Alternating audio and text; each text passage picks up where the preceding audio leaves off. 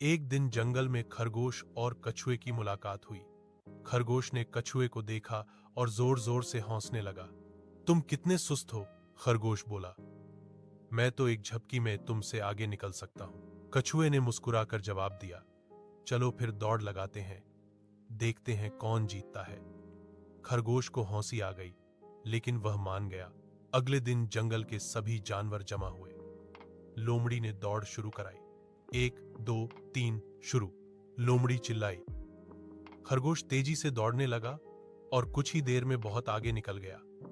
उसने पीछे मुड़कर देखा, कछुआ बहुत पीछे था। खरगोश ने सोचा, यह तो बहुत देर से आएगा, मैं थोड़ी देर आराम कर लेता हूं। वह एक पेड़ के नीचे लेट गया और सो गया। कछुआ धीरे धीरे लेकिन बिना रुके चलता रहा।